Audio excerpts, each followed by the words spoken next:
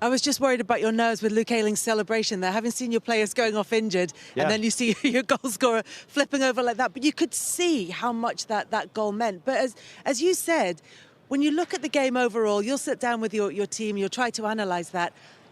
Can you really look at that game and take a lot from it? It felt as though there wasn't a pattern, there wasn't a rhythm. It was just about taking opportunities. Yeah, a little bit.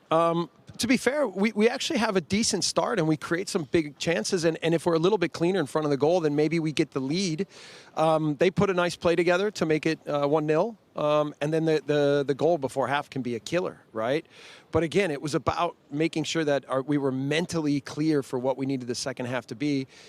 And then this group, I've said from day one, it's a special group. They've been through a lot, right? And it's not been an easy year, but they're positive young men. They work their butts off every day. They've adapted well. They've accepted me really well. I couldn't ask more to step into this situation to receive from a group of guys. So it's been a real pleasure. It's been a real pleasure, and the key for us now is to continue to have a strong mentality and keep pushing because we're not done. I thought when Patrick Bamford went off in that first half, it looked like the confidence just drained out of the team for a period up to half-time. At half-time, I was really concerned about Leeds United in terms of just how they looked, the 3 injuries, just the general performance. Yeah. What specifically did you say to them at half-time? And was it more hope going out in the second half? And did you genuinely believe that you could get back into the game? No, I said it'd be easy right now for us to feel sorry for ourselves, right? To have the 3 injuries and to be down right at the end of the half, 2-0. But I said I was happy to have a couple of young guys on the pitch and the opportunity that they were going to have, and that no matter what, we were going to come out, and if we had a good start, and to be fair, we were down 0-1 to Aston Villa at home, and we had a really good start to the half, and if we would have found a goal, maybe the game would have been different. And I used that as an example, to have a good mentality to come out of the half, couple tactical adjustments, to go after the game with more confidence and belief, and that if, again, we could still turn it. So obviously, some circumstances with the red card help us, but I think that again we had a good start to the half and we were aggressive, and I think that we pushed the game in that sense. What was your feeling on the red card for Jimenez, or the second yellow? Yeah, I thought it was clear. I mean, it was a little bit of there was a lot of wild action. So you talked about it being a chaotic match. There were a lot of wild actions in the game, and probably a tough game to referee.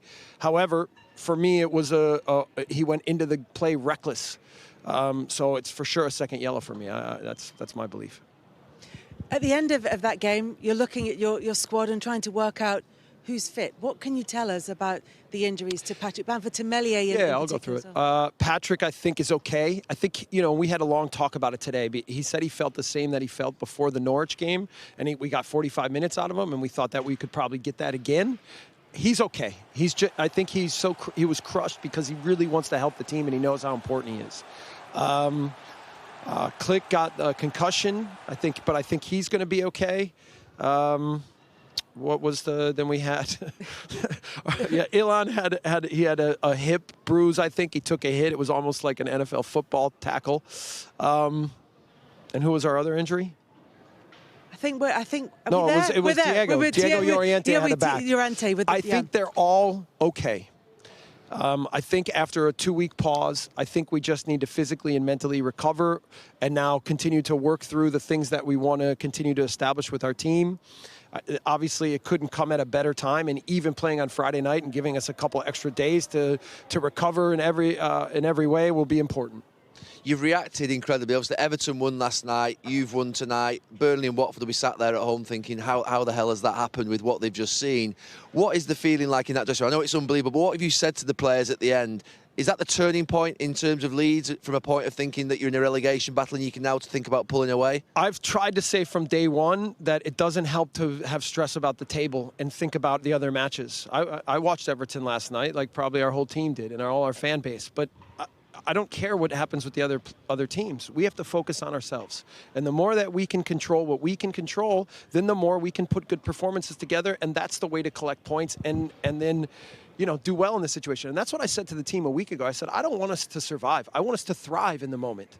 So we're starting to see that. And it comes from just accessing the courage of these young men and the quality that they have as human beings. So we still have a long way to go football-wise, but as a mentality, it's a really strong group.